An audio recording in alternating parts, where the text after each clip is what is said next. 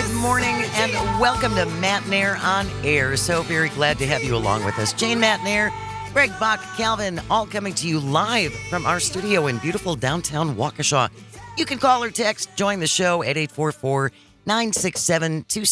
844-96. Fiesta! That's not right. It's Spanish for party. It is, but...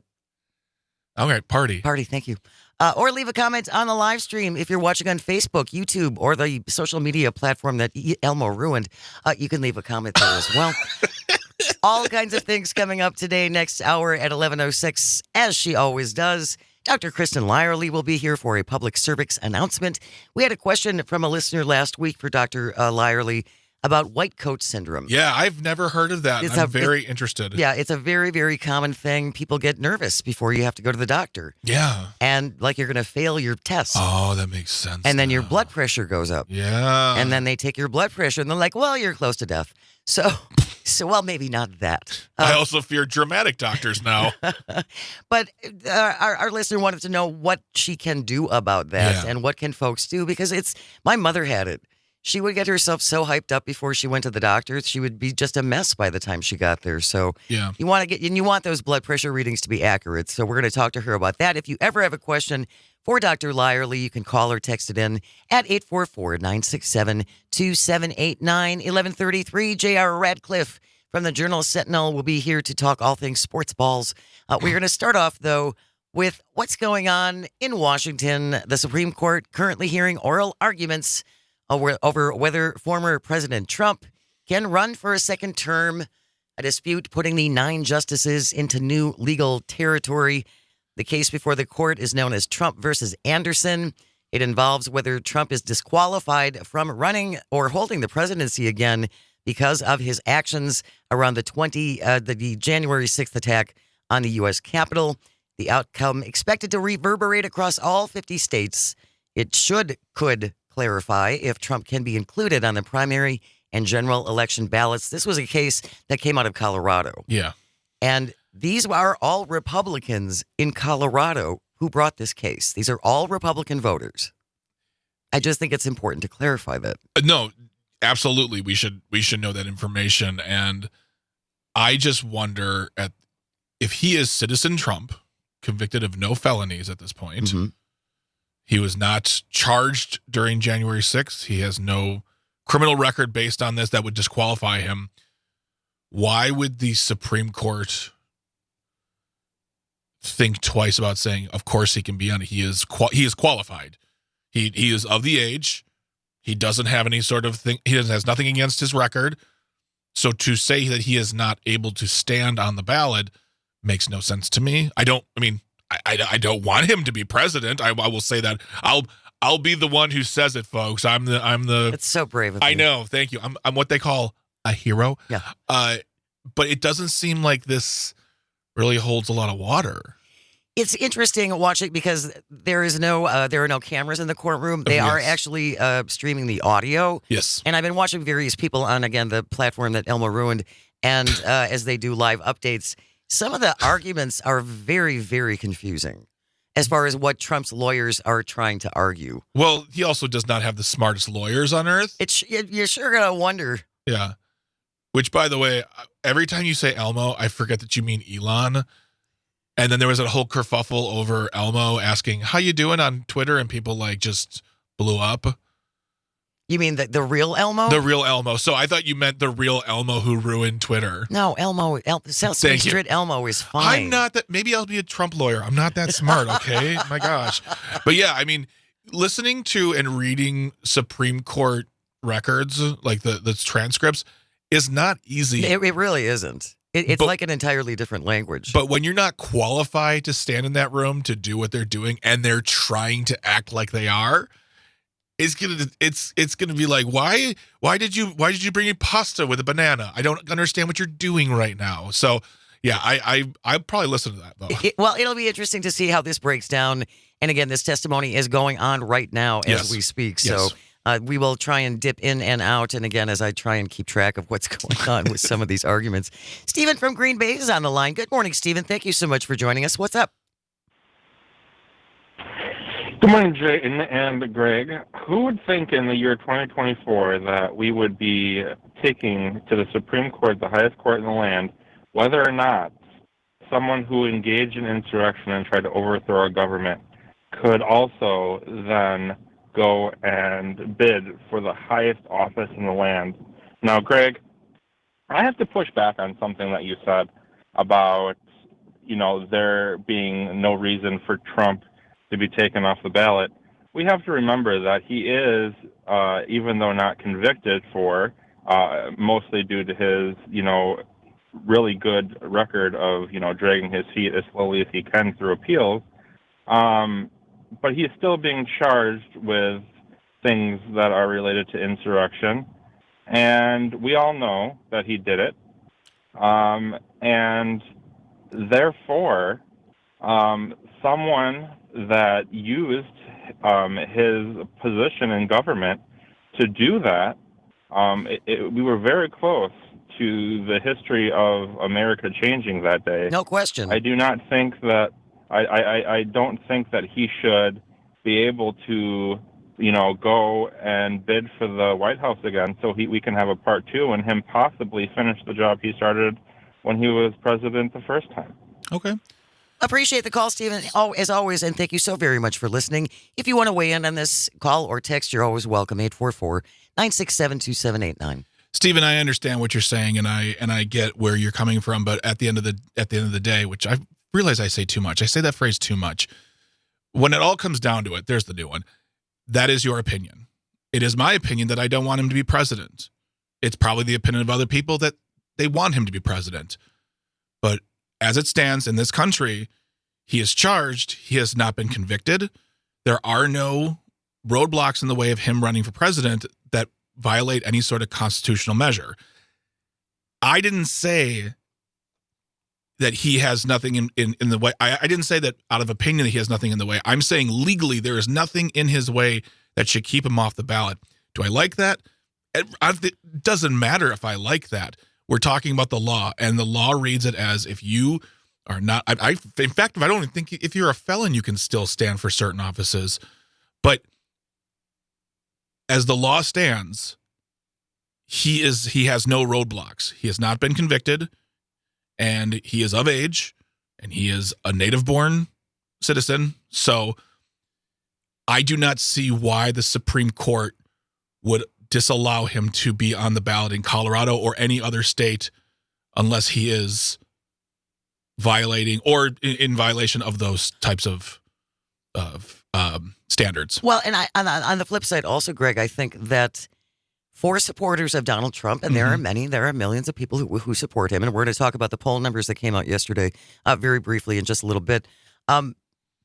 If he would be removed from these ballots, that is going to give weight to their contention that the whole system is rigged against Donald Trump, right? It's like that now the courts are unfairly interceding to even prevent people from having the opportunity to vote for him. And that's just going to outrage people, too. I'm not saying that this should be a determining factor for the Supremes, but I do think that's going to come up if they come out and rule in favor of these plaintiffs in Colorado, and he doesn't get to be put on the ballot there. Is that going to help ultimately? I don't know. I think the only way to really defeat MAGA and the MAGA movement is with a massive outpouring of votes in November. Oh no, I have like 3 catchphrases and I hate them all. My point is, yes, we need to be educated. We need to vote. We need to listen to the right people, and the right people. That is my opinion as well. Joe McClear, by the way, sent a little message. She says, "Greg, you sound like a lawyer." Ew. Joe is a lawyer. Well, fun fact about me is I went to school for pre-law at UW Milwaukee, and I took a lot of classes, and I could remembered some stuff. Oh, I love the Constitution. I love reading about it. But we need to be up to speed on what we're learning about the candidates. But I also, and if someone can explain it to me differently, if the court came down and said, yes, Citizen Trump, you are no longer allowed to be on the ballot. The people of Colorado are correct.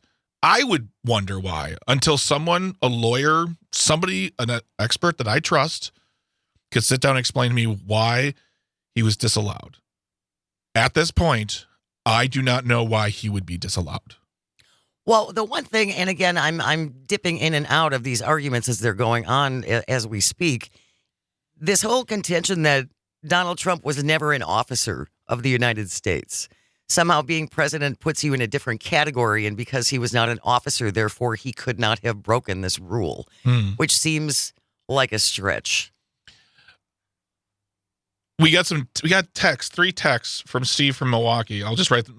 No conviction needed. The 14th Amendment is self-executing, and then no need to adjudicate.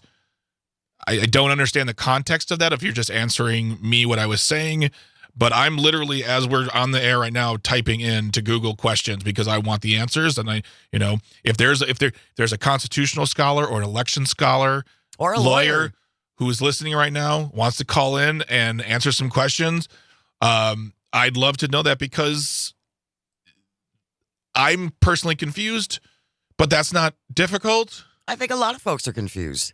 I think the whole argument is confusing. 844-967-2789, 844-967-2789. If you want to call and or clarify, you are more than welcome to join us. Leave a comment on the live stream on Facebook, YouTube, and or Twitter. Stay close. You're listening to Matenaer On Air. We're coming to you across the Civic Media Radio Network.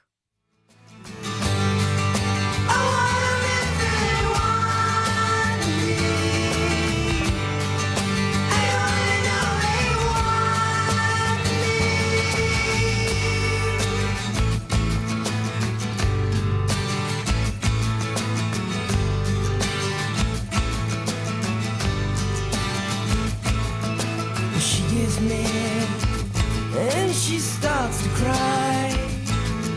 She takes a swing, man. She can't help. She don't mean no harm. She just don't know what else to do about it. Jane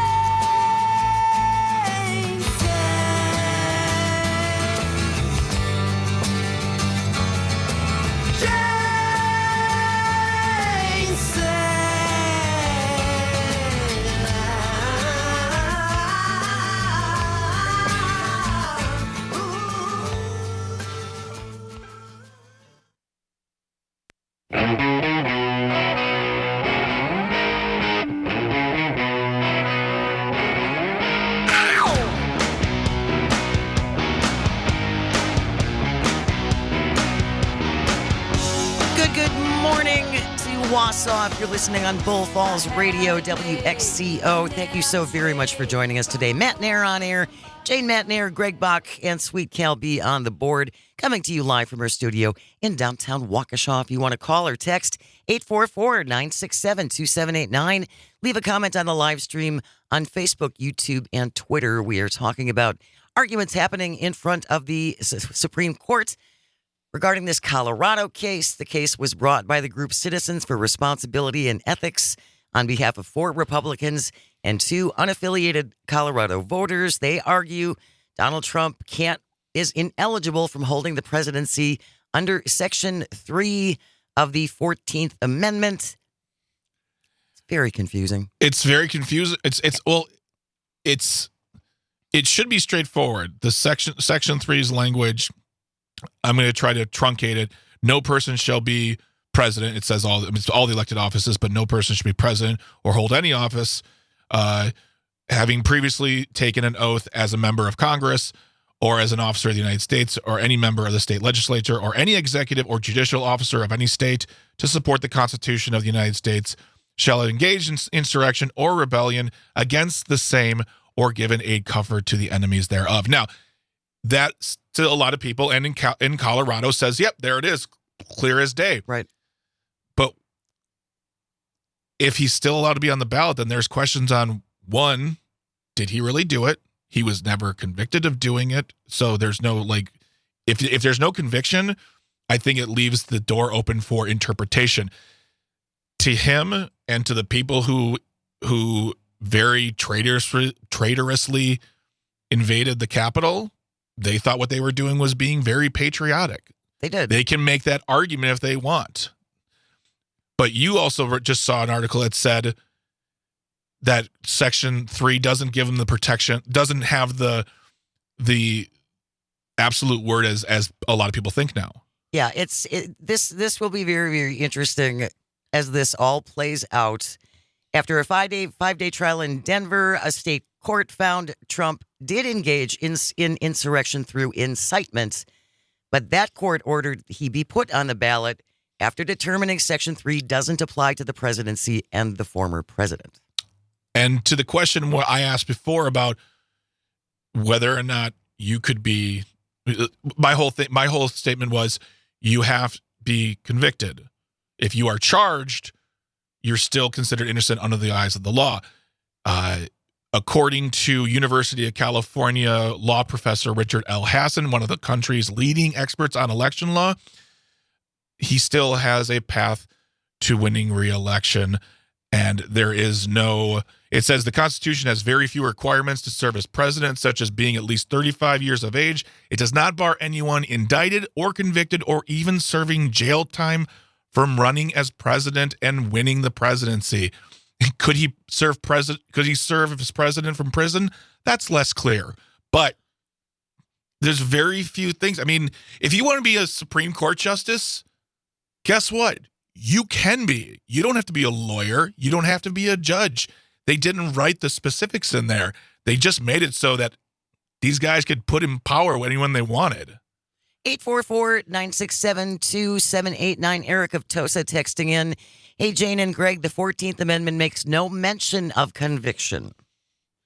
And Steve from Milwaukee says scholars have already explained, including Lawrence Tribe, Trump should not be allowed to run. He could be in prison before November if the judicial system holds up to the Constitution. And Bill from Grant, Colorado is on the line. Good morning, Bill. Thank you so much for joining us. What did you want to say? Well, I just, from outside looking in and just a regular average guy, I'm thinking that the Democrats are really, really desperate. They're behind the eight ball. They don't have anybody to run up against the Trumpster. So they're trying to do away with them through legal terms because head-to-head, he's the next president. Thank you. Okay, thanks, Bill. He's Bill from Grant County, actually. But remember, Bill, it's not Democrats who did this. It's Republicans who filed the charges. Yes, well, but I would imagine that there are some people who would believe that the Democrats are the ones who put these Republicans up to it. We're also getting a lot of text messages saying what he did. Once again, I want to clarify.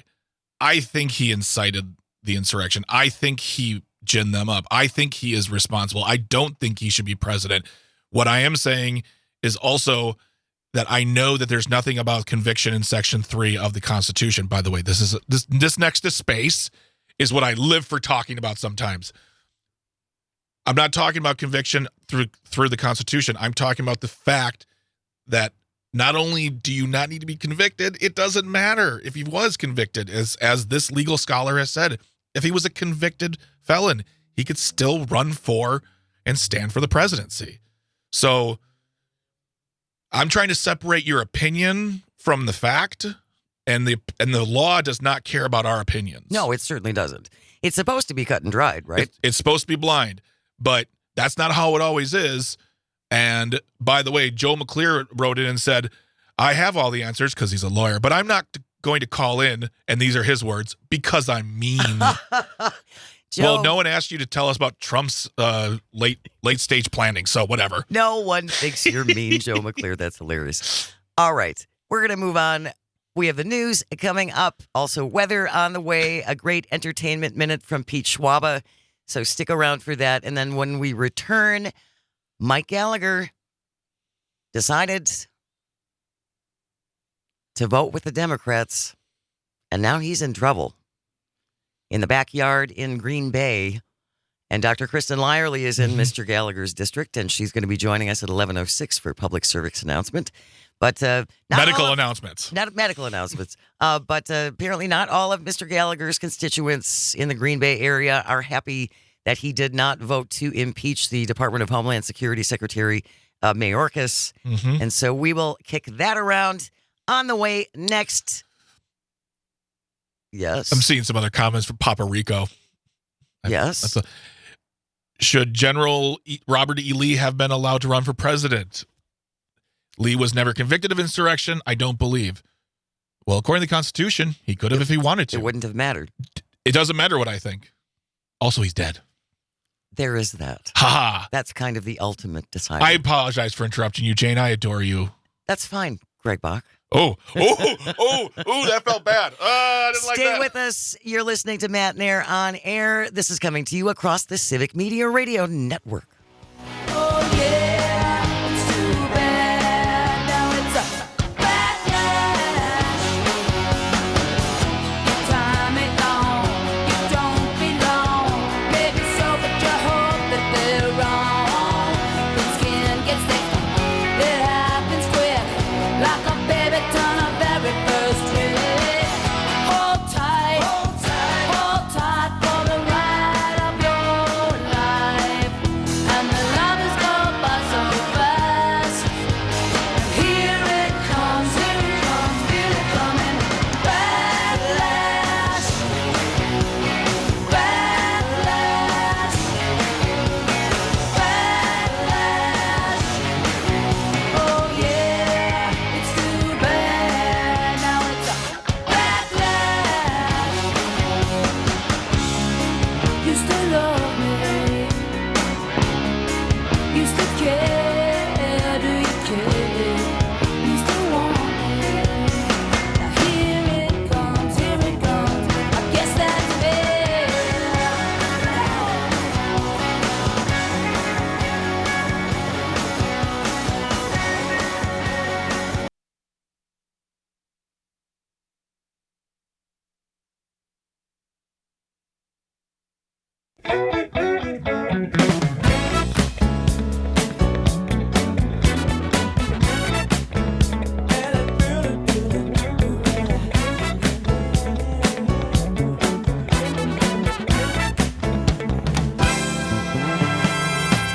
Good morning, and welcome to Matenaer On Air. So happy to have you along with us. Jane Matenaer, Greg Bach, Calvin is on the board, and you can always join us. Give us a call or shoot us a text at 844-967-2789. You can leave a comment on the live stream as well if you're listening on or watching the stream on Facebook, YouTube, and or Twitter.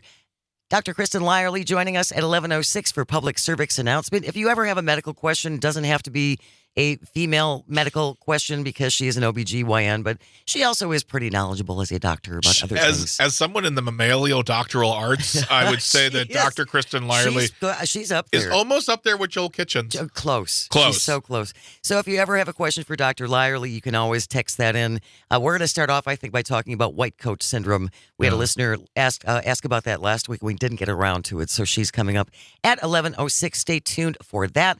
Right now, though, we want to talk about Mike Gallagher representing Green Bay area. Mike Gallagher joined 3 other House Republicans and every Democrat on Tuesday to vote against impeaching Homeland Security Secretary Alejandro Mayorkas for his handling of what's going on at the U.S.-Mexican border.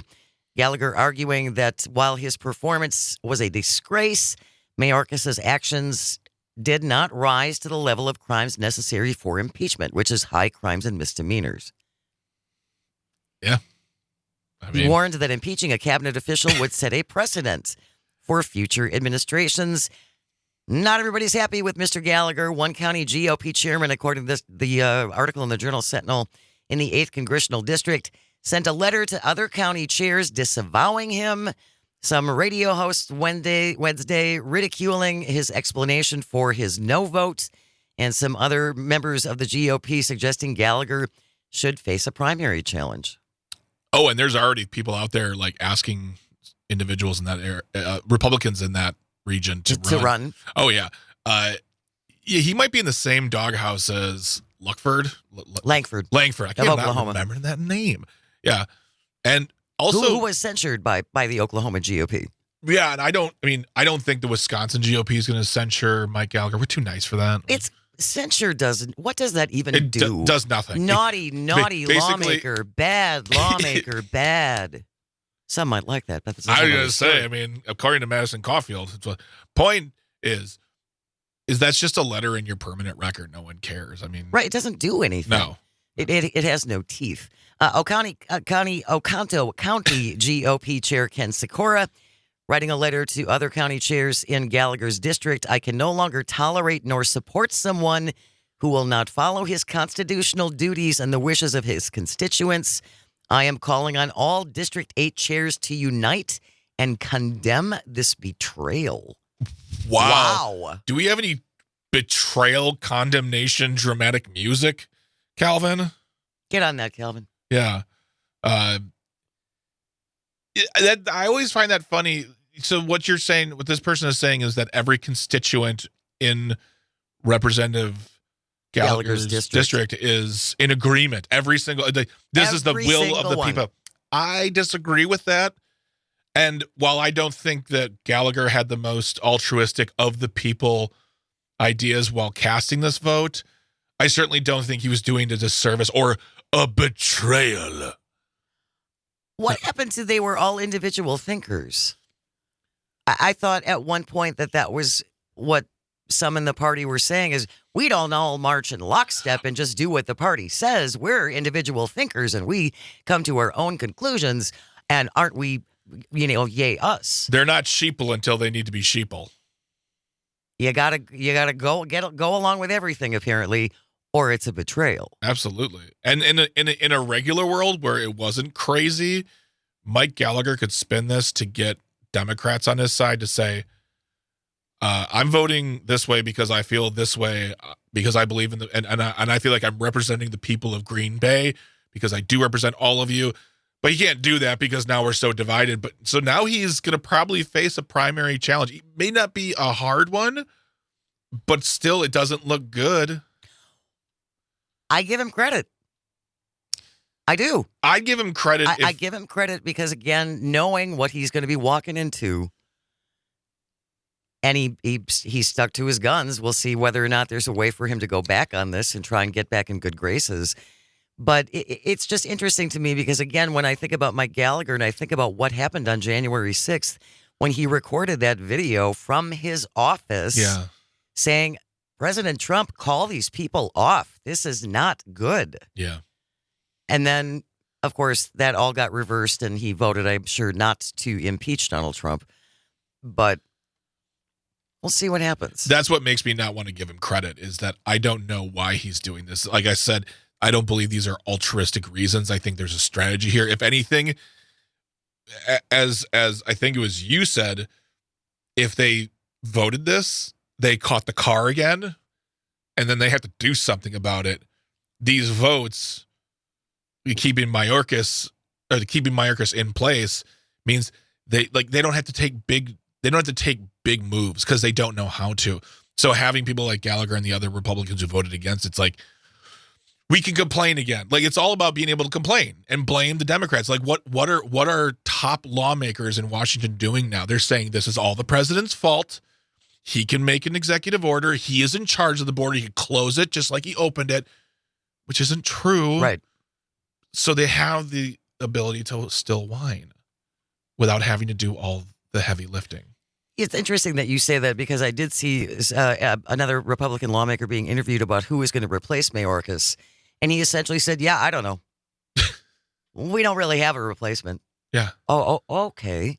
Yeah. This is an important issue. There are certainly many issues at the southern border, which we've been told for years and years and years is a crisis and it has to be fixed now. Mm-hmm. But apparently we can wait until the November election. It's going to be fine. And it was a crisis on Sunday. Yep. Monday, not so much. It was a crisis that we needed to do something about. Immediately. Immediately. Now it's Thursday and it's the president's fault. And, I got a lunch. I got to go. Yeah. He was asked, Representative Gallagher asked on Wednesday if he's concerned about backlash in his district for his vote. He told a group of reporters, that can't be the North Star that guides your votes and guides your principles. I don't live online, guys. Get offline. It's not healthy for you. I talk to human beings. Well, I don't disagree with that. I go touch some grass. Yeah. That's a good idea. Yeah. I'd love to have a flip phone again. Can you imagine having a flip phone? I'm being dead serious here. I'm not trying to be funny. Having a flip phone means you can't access the apps, which means you take yourself away from that world a little bit. Just a little bit. You have your computer. I'm just saying, literally, I'd love to have a flip phone. If I could have a flip phone, I wouldn't be on Twitter. I wouldn't be on these things. It's not healthy. It doesn't feel good. Never feels good to comment. You live for commenting. Yeah, but then at home at night, I can feel my soul breaking apart like Horcruxes in Harry Potter. Mike from Kenosha is on the line, 844-967-2789 if you want to join us. Good morning, Mike. Thank you for calling. What did you want to say? Good morning. Thanks. Thanks a lot. I share in your part-time anxieties off the air for sure. But hey, when we're listening to polls, we're listening to Gallagher, we're listening. So much of what is pertinent today is not being represented, to the public properly. There's such a gap in knowledge and information. You can tell that just by looking at some of these ridiculous polls. And I just want to remind people that, in the immigration sphere in and of itself, Congress during the 80s were not aggressive in updating. And then finally Reagan, we all know he signed off on that one amnesty bill and then, took a lot of heat for it, but hey, at least it got done. My point is this. Since 2001, 2005, 2006, 2007, 2013, 2017, there were all specific attempts to upgrade our immigration policy. Yes. And each time, and it's very, very easily tracked, each time the right-wingers pulled the carpet out from underneath America. With Gallagher here, again, he made himself known along with a couple handfuls of other Republicans about, on January 7th, what he thought, what happened on January 6th. And then they flipped. The only recourse we have, I think, and I'll end it with this, is we the people need to take it upon ourselves to educate ourselves. We cannot rely upon conservative media groups to give you a full story. And again, when we've done this over and over and over and over for 25 years or so now, at some point, the people need to wake up and realize that, again, this is a political football. The GOP would rather have a debate issue than reconcile or fix anything. All they want to do is have political points, and we the peeps need to be much, much better than what we've done. I really appreciate that, Mike. Thank you so very much for calling, and as always, thank you so very much for listening. I don't disagree with you that people need to take it upon themselves, but I also think, and we have talked about this many times, Greg, and for people who listen regularly and are really into politics, not everyone is like us. Not everyone swims where we swim. Exactly. And that's fine. And that is fine. And they don't necessarily maybe like swimming at all. So yeah. I think that's part of the goal of civic media is to present facts. I love this quote. Papa Rico just said, "That is why I don't engage in social media, but I'm very happy to engage with civic media." And that's true. I think that's what we try to do here, is we try to present the facts as we see them, not as, we talk to smart people. We have smart people on. We like to believe we are smart. We read the articles. And if we see something, that's why, the whole first, before earlier, when I don't want Donald Trump to be president, but at this point, I can't see why he couldn't run for president. You have to put your feelings aside and look at the facts. That's what we try to do here and present them to you. And I'm sure there's a lot of people who are like, no, that's not true. But I'm not down for lying. So, well, and I'm with you on that. And we're going to talk about polls just a little bit. Dan Schaefer, who normally joins us on Tuesday now, has moved his regular segment. So we're going to be recombobulating with Dan Schaefer from the recombobulation area now every Friday at 10:30. And so we will be talking about this a lot more with Dan tomorrow because the new poll by the Marquette Law School came out yesterday, and essentially Donald Trump and President Biden are tied at 49% each. But big ups to Robin Voss. Huge gains. Oh? Yeah. How is the Popcorn King doing among voters? Well, you guys remember last time they did the poll, he was at a balmy 16% approval. Yeah. Guys, get ready. Y'all ready for this? I'm excited. 17%. Well done. I wish I had little What a... he's got to shoot streamers He's got and to be so excited and so proud. Up a whole percent. What did he do that got him a whole percent? I don't know. I mean, I guess one person who liked him answered a phone call. It was probably a relative. 41% of registered voters in Wisconsin approve of the job President Biden is doing. 58% disapprove. The president's numbers much worse than other key Wisconsin figures. Democratic Governor Tony Evers, 51% approval, 44% disapproval. And President Biden trailing Trump on two issues, the economy and immigration, which, again, as Mike from Kenosha just pointed out, the Republicans love the immigration issue as an issue. Yeah. They love abortion as an issue. As an issue, but not actually something to run on. Yeah. Or to fix. Stay with us. Call or text at 844-967-2789. This is Matenaer On Air, and this is the Civic Media Radio Network.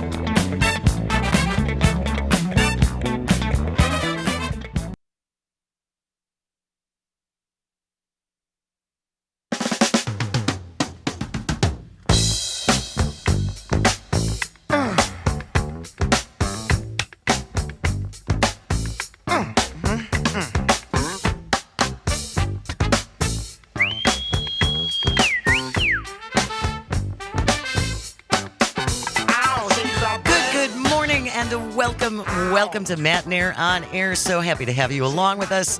Jane Matenaer, Greg Bach, Dr. Slide on the board, and you can always join us at 844-967-2789, 844-96. Party. Or leave a message on the live stream on Facebook, YouTube, and Twitter. We were talking about the border issue and the votes against Alejandro Mayorkas and Representative Mike Gallagher, who voted with Democrats to not impeach him.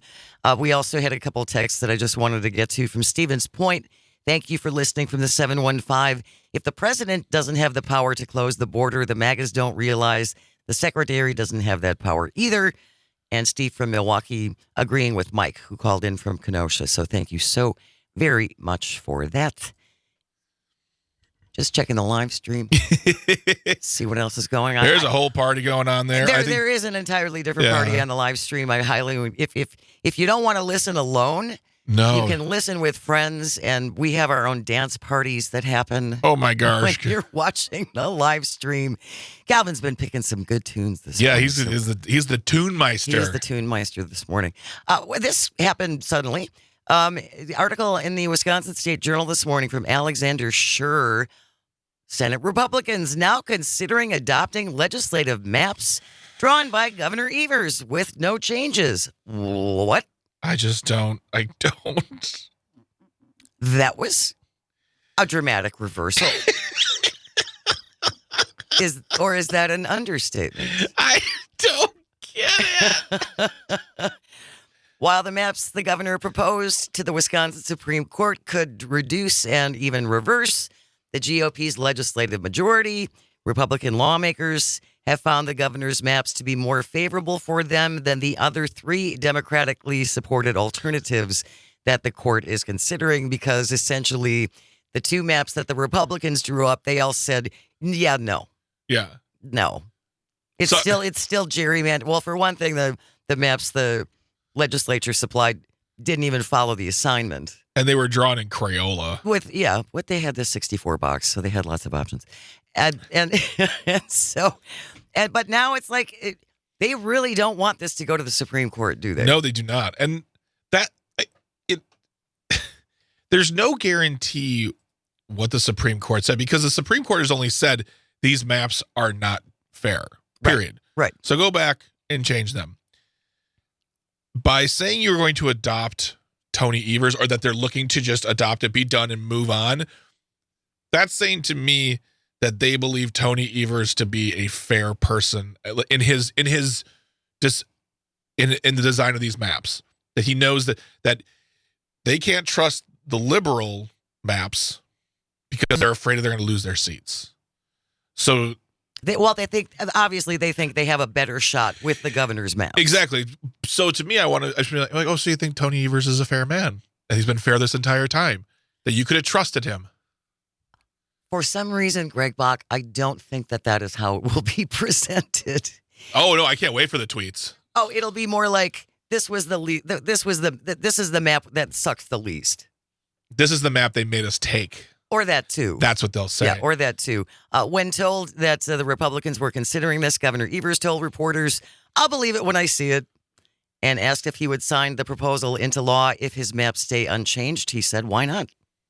Yeah. Devin LeMahieu telling reporters Senate Republicans will consider the governor's maps along with other alternatives that happened yesterday in a closed session. Any action to pass Governor Evers' maps would likely happen in the next 2 weeks because the clock is ticking. Yeah, they have about a month, right? And aren't they overdue to go on vacation? Are they still actually working? What's Do we send them some cookies or well, something? I'm concerned. They've been at work for weeks and weeks and weeks. They've been working for literal hours a day. I know. It's concerning. We should send them some orange slices. Something. Yeah. So they can keep their energy up. And that might be the other thing, too. They might just be saying, look, I can't handle all this hard work of walking from one place to another place where I talk into a microphone. I just want to go home. I want to go home. His maps say this? Fine. In January, Republican lawmakers passed a proposal similar to the governor's, but it reduced the number of Republican incumbents who would have to run against each other. The governor vetoed that. He said Republicans essentially were gerrymandering to save their incumbents. And this goes back to the landslide victory election of Justice Janet Protasewicz last spring, where it had to be not just Democrats, but Republicans and independents casting their ballots for her because we want a fair fight. Over 200,000 votes, called it within a half an hour. I think it was like 8:17. The results came in so quickly. And I just want to say this too before we go grab a snack. If you're on the Twitter right now, their new thing, they can't impeach Janet anymore. Justice Janet That's is gone. Well, the time window is gone. But to cause a new distraction, Brian Schimming, the Wisconsin GOP, various leaders in Madison are now calling for her to apologize to once relevant Justice Dan Kelly for the ads that she did, which, by the way, I worked in politics. She did not do the ads. She hired a company to work with her campaign to do the ads. Yeah. All I'm going to say is Google Dan Kelly horse political ads. That's all I'll say. But they're demanding her, like I see this on my Twitter feed all the time. She needs to apologize. She disrespected Dan Kelly. You want me to go through his speeches and show you how many times he disrespected her? I'm not asking for an apology because he'll never give it to me. Oh, for heaven's sakes. I could get together with 5 of my girlfriends and come up a list of things that men have said that have been disrespectful. We'll be there for 2 months. Yeah. So, folks, quit being such snowflakes. Going to have to toughen up just a little bit. It's nearly 50 degrees outside. You're going to melt. It is really nice outside. It is super nice. If you have an opportunity, it's 48 degrees out. If you have an opportunity to go for a walk or open up some windows, I highly encourage you to do that. All right.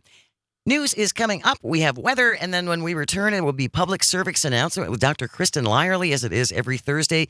At that time, we're going to kick things off talking about white coat syndrome. We already had a texter comment on that, so stay here. This is Matenaer On Air, and this is the Civic Media Radio Network. Break house. Yeah, she's mighty, mighty.